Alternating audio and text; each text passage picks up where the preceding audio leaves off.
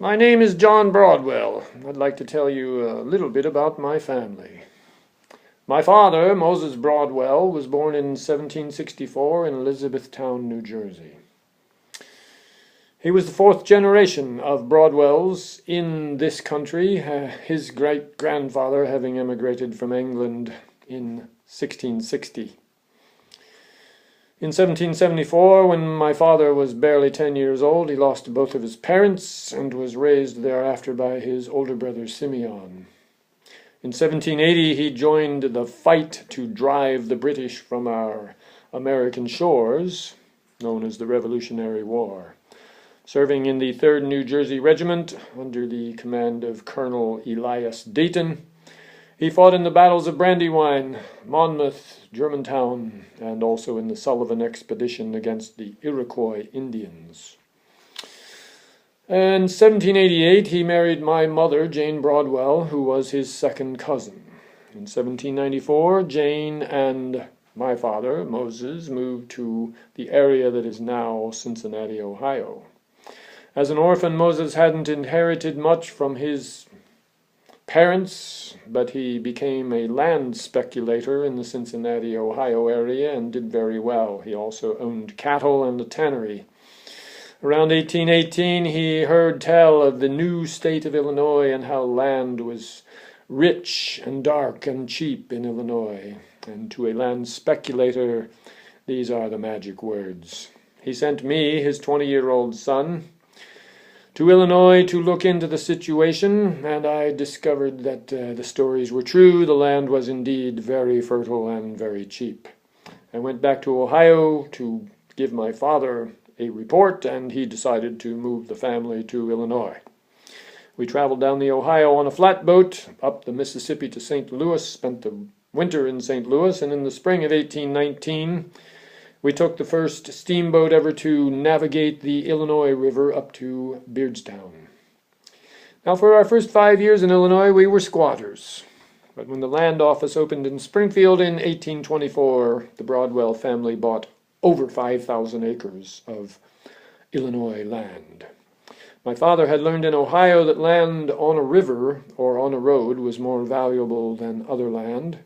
So he made sure to buy some land on the Sangamon River, about 8 miles west of Springfield, and some land on the road that ran from Springfield to Beardstown.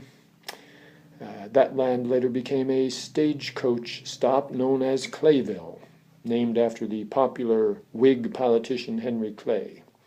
The land over the Sangamon, my father decided to map out a town up there. He sold lots. He encouraged commercial ventures. There was, at its peak in the town, a sawmill, a grist mill, a carding mill, a tavern, 2 stores, a loading dock down on the river that was used to ship pork and lard and hemp and flour down to New Orleans. My father was hoping that this town would become the county seat of Sangamon County. Such was not to be. There was a businessman in Springfield named Elijah Iles, who owned a store at 2nd and Jefferson and wanted Springfield to become the county seat. Some legislators came up from Vandalia to look into the situation. Mr. Iles had one of his people take them out to Sangamon Town by the most indirect, inconvenient, mosquito-infested, unfriendly route possible, and then bring them back directly to Springfield to enjoy a sumptuous dinner at the home of Mr. Elijah Iles. So you can imagine which of the 2 sites was chosen as the county seat of Sangamon County. Unfortunately for Sangamon Town, this was more or less the beginning of the end. The navigation on the Sangamon River turned out to be unreliable. The lots that were sold, some of them were never completely paid for. The town more or less drifted into obscurity and by 1850 was more or less uninhabited, and today there's no sign of it left above ground. My father died in 1827 and was buried out near Sangamon Town, later relocated to Oak Ridge Cemetery. At the reading of his will, we found that my father's strong opinions extended to inheritance as well as other matters. He left nothing to my brother David, who was his eldest son, but simply instructed the rest of the family to take care of him. He left acres and acres, parcels of land to some of my sisters that was to be held in trust until 1845.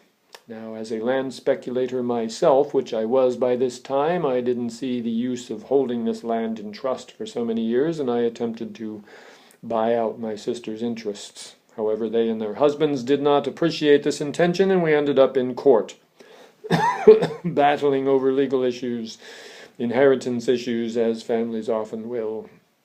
I hired a young lawyer named Abraham Lincoln to represent me in this cause. I had known Abraham Lincoln for some years, and even though he was a skilled lawyer, his skills in this instance did not prove to be adequate to win me the cause. We dragged through the case for a couple of years. It ended up going all the way to the Supreme Court of the state of Illinois, and we did not prevail. Shortly thereafter, I decided to sell all of my interest in Sangamon County and move to the Fredonia, Kansas area, where I bought up lots of land and did very well. I died there in 1878 at age 80. My remains were brought back here to Sangamon County by my son, buried in Oak Ridge near my father, as were several other family members.